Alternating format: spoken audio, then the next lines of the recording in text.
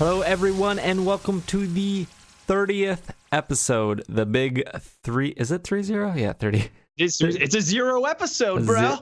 You forgot to pimp that last time. I'm going to throw you under the bus for that.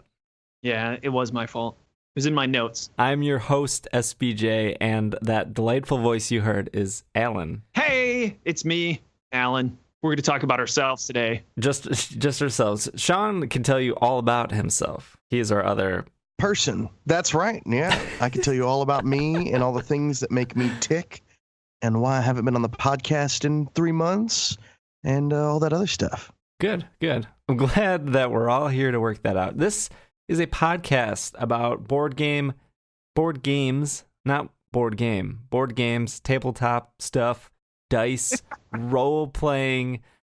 We are obviously Shut Up and Sit Down's new favorite people in the world. Boom! Yeah! They talked about us for a good 2 minutes at the beginning of their episode. Pretty nice. Important part of the episode, because as we know, people turn it off about 5 minutes after hearing my voice. And they're like, well, done with this. Let's move on. My favorite part of that was Paul Dean trademarked the expression circle jerkle. So hashtag circle jerkle, everybody. I liked how they complimented us and said that we were very direct in our show. Yeah. I'm a very direct person. Yeah. I hate everything. So this is a 0 episode. What that means is this is where we kind of reset for the next 10 episodes and kind of have a new starting point of where the podcast is going and where it's come from. So let's say we get to episode 33 and somebody's like, I just started listening to the Tuesday Night Podcast. Where should I start? We can say, well, you can start at 30 because that was kind of the last time we reset. And obviously in the future, if they were at, episode 72, they're like, hey, I just found you guys. Where should I start? We could say, hey, you should start at episode 70. So that's kind of the goal or the thought process behind a 0 episode. It's an entry point for newbies. Yeah, it's a great, and it's like the love letter of podcasts. Ooh, I like that. SBJ, so clever. Do you guys just want to start off with the big news right off the bat? I mean, I listened to you guys go back and forth for the last couple minutes here. Sure. Yeah, I think that's actually a good idea. Yeah, sure. Well, I'll pass it over to you two to sell it. We have an official date for the Kickstarter for World Championship Russian Roulette. And that date is, it'd be funny we both say it at the same time, Sean, but we say different dates. That date is, Sean? Man, Oh. May 24th. May 24th. Yeah. Woo! Woo! Yeah, May 24th. So check it out Tuesday. for your Kickstarter. It's always on a Tuesday. We're going to go from a Tuesday to a Tuesday. So it'll be... Is it going to be on Tuesday night or Tuesday morning? Tuesday morning. Tuesday morning. Because everybody's on the internet when they first get to work, it turns out. They don't want to work, so they cruise on Kickstarter. Yeah. That is very, very true. Is there some... What are you guys doing for rewards? Can I ask that? Do you have early bird specials, or do you have 200 different SKUs that you can go through? We could tell you, it's just so amazing. You'll just have to check it out. You'll just say, "Whoa, Kickstarter's never been done like this before. It's so brilliant and perfect. I just want to give my money to these guys." But we don't want to give away those trade secrets until we figure them out. It makes me want to tell people just to piss you off. Hey man, you're ruining our marketing. It's all right. So this podcast is about me attempting to host, and then Alan coming in and stealing my thunder. Oh, yeah. Sorry. No, that's okay. Thunder Stealer. Trying to do a burn of sort, and it failed. So you want to start off with who we are, a little more in depth? Sure. Yeah. But before we do, let me ask really quick. Do you guys have any favorite segments? Because usually we just have an intro of what we've been up to lately. And then you, SBJ, had the brilliant idea of switching the table talk with topic of the episode. So we have been going straight to the topic of the episode. Then we do a table talk, which is just what we've been playing. And every once in a while we do interaction satisfaction. So before we explain to our new listeners who we are, you guys have a favorite segment? I'm just curious. I want to know what you guys think. I don't really like any of them. Yeah. I like the part of the end where we say our Twitter handle. Okay. Yeah. I think if it was up to Sean, we would just inject marketing into listeners instantly and not have to do all the work in between. Like, hey, like us, buy our games. That's Sean's. No, I would never market anything. I would never mention anything. If I had my druthers, I'd just be like, oh yeah, our games exist. Buy them if you like. If not, I don't know why you're listening to me right now. I think my favorite segment is always the topic of the episode because my favorite thing to do is just talk to you guys. Oh. SBJ, do you have a favorite or least favorite? Yeah, I think my favorite part is, just myself talking. Nice. In all seriousness, I would say that I also enjoy the topic of the episode.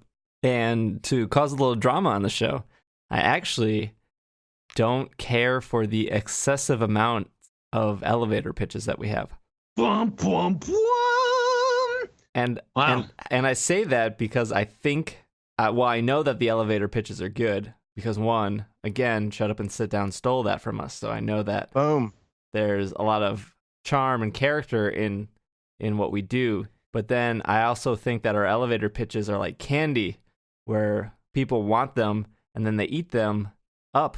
This is a bad analogy. But then when you have too much candy, your stomach hurts and then you don't want any more candy. And I don't want the elevator pitch to become too much candy for our listeners. A little oversaturated. Yes. You think? We don't have time for them this episode anyway. Hey, we don't have time for them at this episode anyway, says Captain Chessbeard. Not sure if you guys heard that. So none this episode, so you'll have to tune into another episode. So I wanted to get that off my chest. Cool. Your chest beard? Do you have anything to get off your chest, Sean? No, I think we're doing good. I like the podcast, like where it's going. I like trying new stuff out. I think probably we don't need like 3 elevator pitches every week. I think 1 is good. And we've been even tooling with that. We used to be who are you pitching to? Now we're who are you pitching as? I think it'll grow and evolve. And I'm a big believer in water finding its own level. Yeah. I like For that. those of you at home who don't know what that means, water is a liquid, and it slowly, if you pour it in a You know what I'd love to see happen is somehow incorporate the Tuesday night theme into our show. Like we call ourselves Tuesday Nights, or we call our listeners Tuesday Knaves or something like that. I don't know. Something, but what we'll our think fans about should that be. later on. But I've wasted enough time anyways. What did you want us to talk about, SBJ? Who we are, I would say, is the next thing on the list of list things. Mhm. Just hit my knee on my desk. It hurts so So much. you guys. we're morons. That's what we are. I'm going to mute myself for a little bit, so you guys take it from here for a little bit. All right, well, I'll start off. My name, again, SBJ. This is the voice you are hearing. I am the host of this podcast. What that means is Alan and Sean at one point said it's my show, so I'm going to hold that to them forever. But in all seriousness, what that means is I tried to make sure there's structure from front to back, and then afterwards I also do the post editing. So I make sure that everything sounds good. I get it posted. I add all the music, whatever, blah, blah, blah. My background comes from, I actually host another podcast. I actually host a variety of podcasts, but the main one I host is called It's Super Effective. It is a Pokemon podcast, which has done very well. It's coming up on 6 years. Last winter, it was handpicked by iTunes as one of the most enthusiastic video game shows in iTunes. In 2015 alone, it had 300,000 downloads. That's That's a lot Wow. of Pokemon. yeah. So that's Jeez. that's the For little one bit of- episode? No, 300,000 people are listening to one episode? I wish. No, 300,000 episodes, 300,000 downloads throughout the whole year. So that Man. averages about Pretty good. 20. That averages 20,000 downloads a month, which is 5,000 downloads a week. What are we currently at? 6 downloads. And they're all me. Well, we're probably at the Matt Lee's episode did very, very well. It's almost at 1,500 downloads, and Yar. The- And I be downloading on my ship whenever I can. the episode before that had Pretty good. about 800 or so. So yeah, we're doing okay. We definitely jumped up a significant amount of listeners in the past 2 to 3 weeks. So that Circle Jerkle. Every time we mention Shut Up and Sit Down, or Shut Up and Sit Down mentions us. pretty much. We go back and forth. Yeah, that's. I think that sums me up pretty well. Oh, the other thing is probably what kind of board gamer I am, because this is a board game podcast. I will just say that I am a big fan of hidden role games. Oh, Ooh. nice. Very good. Very good. Yeah. Sean, you want to go? Yeah, I started my career in board gaming at the illustrious Arcane Wonders on their flagship title, Mage Wars. Loved my experience there, learned a lot. Met Alan. Alan can tell you more about our sweet romance when it's his turn. But Alan and I started a partnership here at Tuesday Night Games, and we've been working on that ever since. It's been 15 years, and no, it's been great. It's been cool just being a part of this industry and meeting people. Alan has, he'll say like, so-and-so's in it for the friends, or so-and-so's in it for this, or so-and-so's in it for that. And I definitely think I've been in it for the friends so far. Certainly not the money. Certainly not the money. Although I'm working on it. I'm working on being into it for the money. I think the kinds of games I like are either like experimental, like I loved my experience playing, oh God, what was it called? That would be a great name for a game. Oh God, what was it called? I'm not sure if the religious types would agree with the title though. That's true. Hey, here's the game. You describe it, SBJ and I will come up with the name. So describe it best you can, and we can name that game. Machikoro. I played it at XOXO Fest. It's an experimental race relations game. Oh, and I just found the title. Well, tell us. Race It's relations. Wait. What? Did you want us to guess or no? Yeah, guess. Go ahead. Okay, so it's about race relations. Mm-hmm. You play a young African-American man or woman, and your goal is to make it across the street in your town at night to go buy cereal from the gas station and then make it back home alive. Is this a video game or a tabletop game? It's sort of like a live role-playing experience for two people. When did you do this at XOXO Fest? I was with you the entire time. I remember specifically being like, hey, I have to play this. It's here, blah, blah, blah. I'm going to need to take a break at some point. I had to go I have no idea what it is, man. Do you know, SBJ?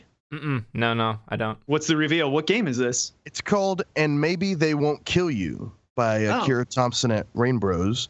And basically, one person has a binder and one person has like a track and they walk forward. I should elevator pitch it sometime. But it's mostly just to try and learn to empathize a little bit more with people who are not like you or who are experiencing something different, particularly if those people are in impoverished situations. What's that? So you'd say that's your style of game then, is just something that evokes some type of unique experience and feeling. Yeah, I love role-playing games. I think that's where that comes from. But particularly in the game world, we have one of the biggest windows into helping people see things from other people's perspectives. And usually the people we want to see their perspective is space marines in the future killing aliens. And while I love that, I was a huge Warhammer 40K nerd, I think there's just so much you can do with board gamings, especially since it's a social thing almost inherently. I'm always like, when somebody says, this game does this, or this game teaches this, or it's about this experience, or it's really evocative, that's usually what gets me. And I also like, games where you kill people. Don't we all? Alan, what's your stance on yourself and killing people? Great. Fantastic. I will admit I like to get punched, but murder, probably a little too excessive. I save that for rare occasion. But the way I really got into tabletop games had nothing to do with murder. It just had to do with my fandom of games, and one of my favorite games was Ascension, and I wanted to propose to my girlfriend at the time, so I contacted Justin Gary and the crew behind what is now Stoneblade Games and said, hey, I'd like to propose to my girlfriend. Can I use your game to do it? Because it's our favorite game to play together. They said, of course. So they actually had their official artist, Eric Sabi, make a card, and that proposal video is on YouTube. You just Google Ascension proposal, and there I'm proposing to my wife. And what was really cool is I was also playtesting games for certain companies at the time, just giving them feedback. And then they started asking me to be in videos. Like Brian Pope of Arcane Wonders asked me to be the video host for the tutorial videos for Mage Wars. So I went in, and that's basically where I met Sean, without getting into all the details. And we became fast friends, and we decided to make a game company together. And we decided to name it Tuesday Night Games because it's named after my regular game night. So every Tuesday night, I have a party. If I have one bit of advice to give our listeners, our Tuesday knaves, if you will, I'm implementing it. The Tuesday knaves is, hey, you should have a party every Tuesday night. It really makes your life better. Why Tuesday night? Just trust me, it'll make sense once you start doing it. Yeah, and that's when we came up with 2 Rooms and a Boom, and we had a Kickstarter for it, and now we're about to release on May, is it 24th, Sean? We just came up with it before the podcast, so 24th. I just have to still tattoo it into my brain. May 24th is World Championship Russian Roulette with Anthony Birch, and the type of games I really like are the games that bring people together. So the ones that are the easiest to host, easy entry, easy exit. So I like fillers, but I also like longer games as long as they keep everybody engaged. That way, even if you have a player that is less than enthusiastic, they can still have fun and enjoy everyone's company. Because my opinion is games there are just there to facilitate a good time. They're not necessarily there just to have fun in of themselves. Ideally, they do the both.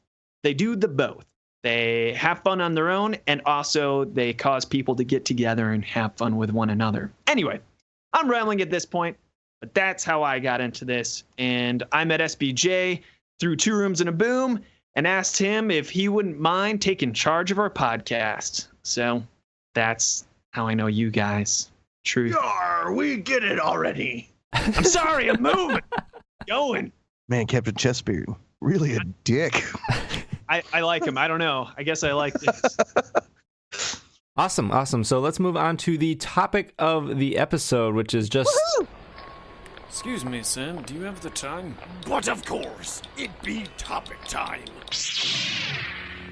what we've been up to, and I have a whole list of things here. We can start with, because this podcast will come out, well, we're recording this on the 21st, it'll come out the Tuesday afterwards, which is, I don't know, the 25th, 26th, I think. But International Tabletop Day is coming up that following weekend. So if you're listening to that, the podcast in the week it came out, it would be the current upcoming Saturday. Yeah. Are you guys doing anything for that? I'm going to play some games. I'm going to eat some Belgian waffles and play solitaire. Just like I do every Saturday. What are you going to be wearing, Sean? That's what our listeners want to know. Ooh, what am I going to be wearing? All right, joke's over. I feel like Yep. you would be sporting some SpongeBob pajama pants. That sounds like me. What about you, SBJ? You going to celebrate International Tabletop Day? Yeah, I think so. I haven't had a game night in a while, and I think it's a good excuse to hopefully dedicate the day to like having some friends over that I can tolerate for more than a couple hours, play some games. Let me pimp this podcast I listened to.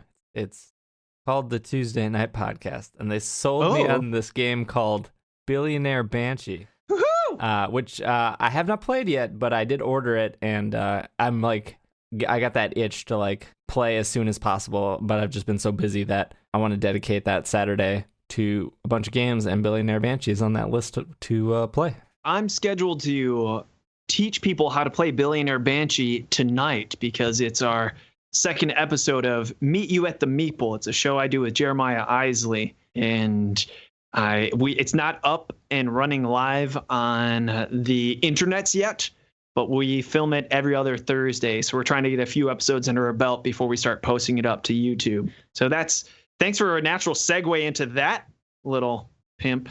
Thanks, SBJ. I thought there was going to be more there, but okay, fair enough. Yeah. Yeah. It's a cool show. It's like I hang out with Jeremiah Isley, and we go to our local board game cafe, which is the Malted Meeple. And at the Malted Meeple, we just teach complete randos, meaning randoms, games. And it's cool because we give commentary on after we teach it. And it's amazing because I didn't think it would be as fun as it actually is. For instance, 2 weeks ago, I taught a group Sushi Go, and then Jeremiah and I, we were just talking about what they are doing. For instance, it was like, oh, very interesting. Robert has chosen to draft the chopsticks, but there's only 2 drafts left, which means he has to use the chopsticks on the next turn. Yeah, bold move indeed. So it's just really fun to give commentary as people are playing the game. So tonight I'm going to teach a group of people how to play Billionaire Banshee if it goes as planned. And I think Jeremiah is teaching Snake Oil because tonight's theme is Judge Mechanic games. And those Hates. What's the hardest part about the show? What's that, Sean?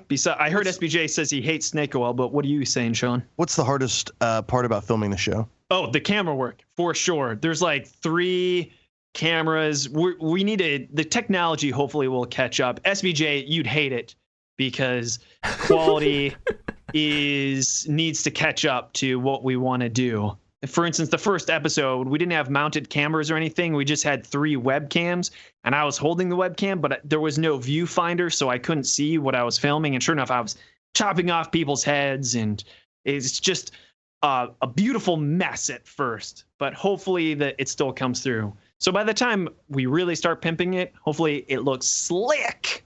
Yeah. I'm sure you guys will get it there. Yeah. What's been going on with you, SBJ? I was trying to think of something not boring to talk about, but I guess I could talk about. You talk about Prince. Yeah, talk about Prince. I feel that was definitely like more your guys' generation than anything.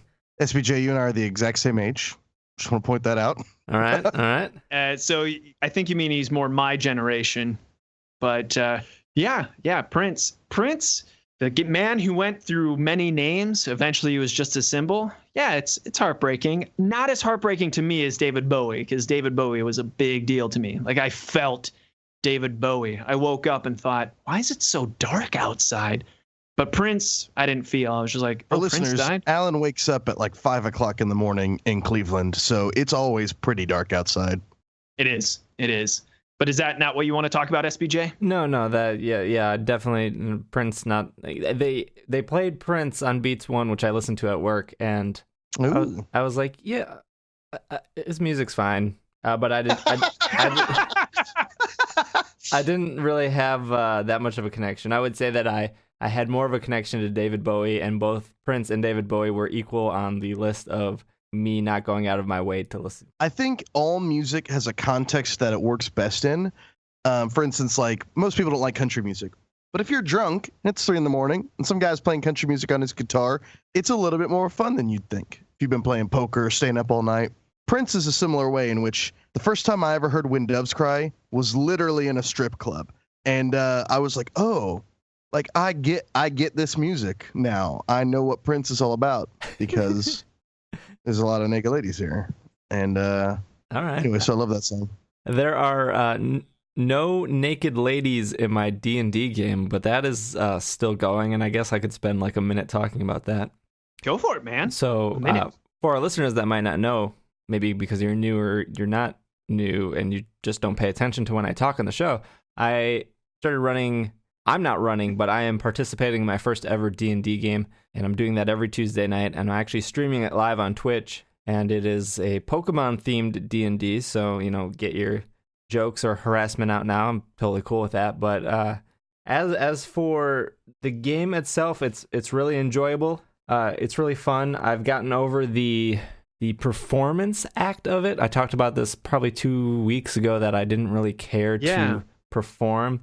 But instead, it's just a lot of me going, this is what my character's going to do, X, Y, Z, or my character is going to walk into the room and do this, or my character is going to make a jump over this gap. And it makes me feel really good and confident in the game, and I'm actually enjoying it a lot more playing that way. And my DM said, a lot of people play that way. That's totally fine. So now that I've gotten over like this, I need to perform, or everyone else is performing it, and I feel a lot better about the game overall, and I'm having a lot of fun with it. There's no shame in playing a third-person role-playing game. So yeah, just have fun, because I think what's more important is that people are having fun and progressing the story than getting their acting chops together in character. Alan, what have you been up to? I want to start with an apology, so I need a minute to apologize to the listeners. Make it fast! All right, so anyways, I Last episode, I really crapped on kids. So if you listen to episode 29, it was basically us ripping on kids. And it was weird serendipity and fate because the weekend I just had was an amazing weekend. And it was full of babies and it was full of kids. I didn't really rip on kids, for the record. I ripped on their parents. You did. That's a very clear If you guys don't like parents and kids, that's just another way of saying you don't like anyone. So Sean and I had a pretty awesome weekend. I went to Dallas because we had to film our Kickstarter video with the Board with Life crew, and that was really fun. But I flew in on Saturday, left on Sunday night, and Sean wasn't there. So I called up Colby Dow of Plaid Hat Games, and he was totally excited to hang out with me. And man, it was a great time. We went out to eat. And then he asked, you want to go back to my place and play some games? Here we are, these two guys in the industry, one of us much bigger than the other, not saying who, but it's like, yeah, let's do it.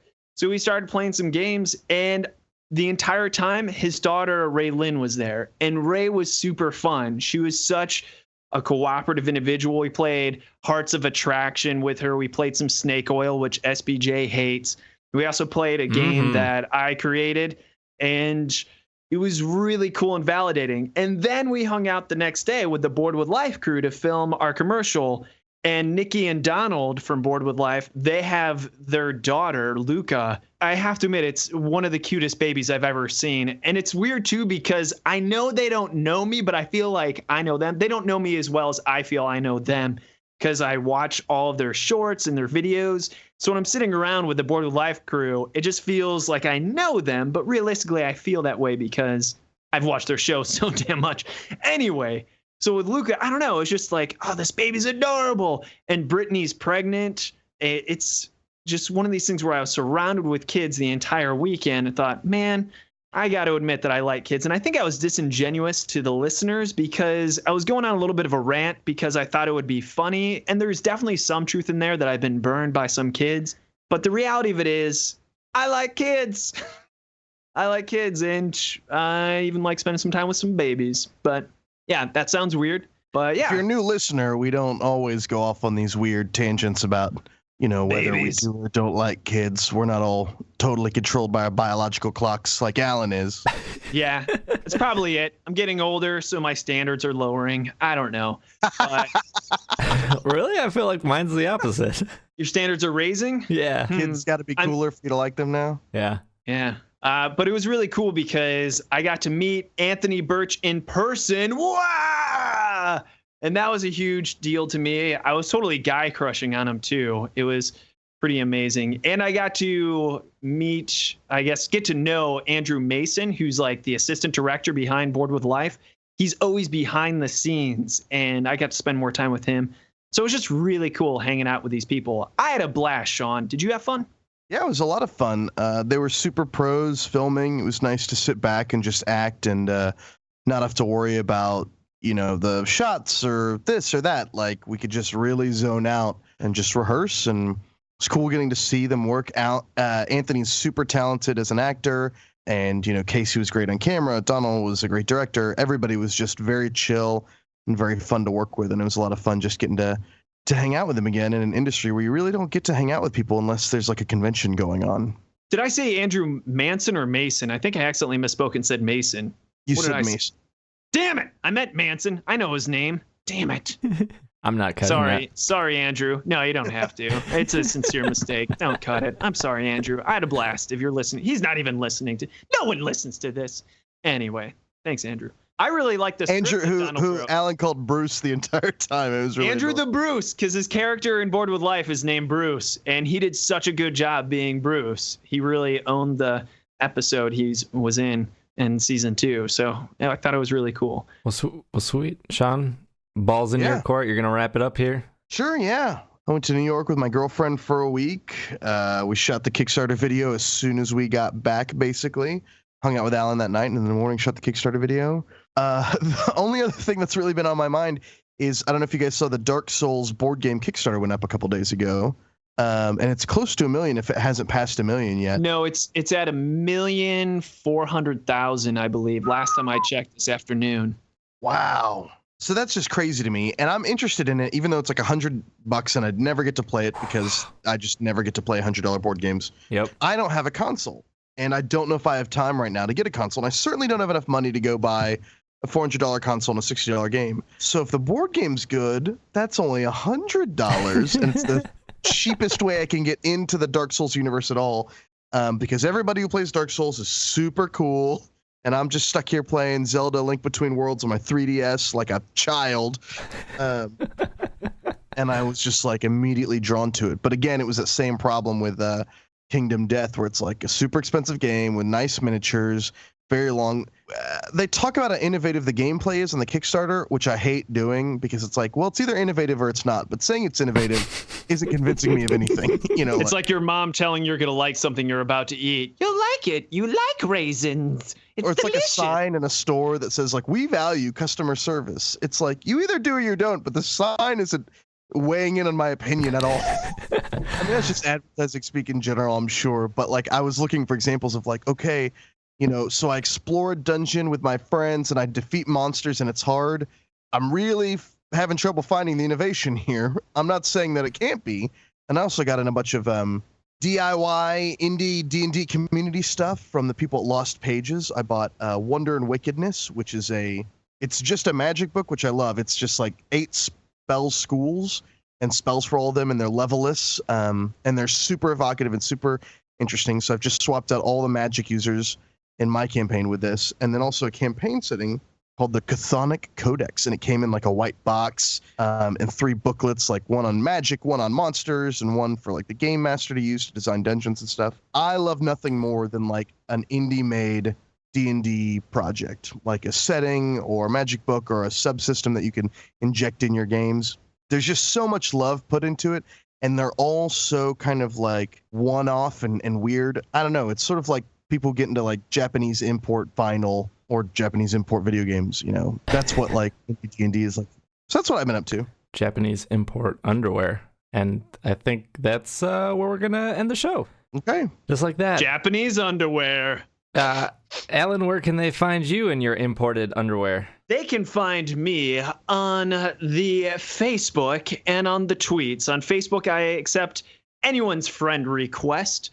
My name is Alan Girding, ALANGER, ding, DING. And on the tweets, it's at Alan Girding. Awesome. And Sean? I'm on Twitter at Sean McCoy, SeanMccoy. Great. And you can follow me on Twitter at Dragging a Lake. And you can follow Tuesday Night Games on Twitter at PlayTKG.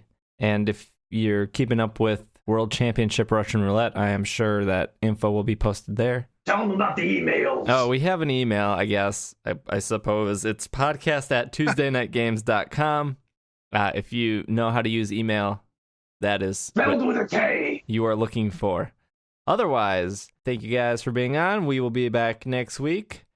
And yeah, I guess this episode is Finished. That's Captain Chessbeard, by the way. He's usually not this vocal. My goodness. It's crazy.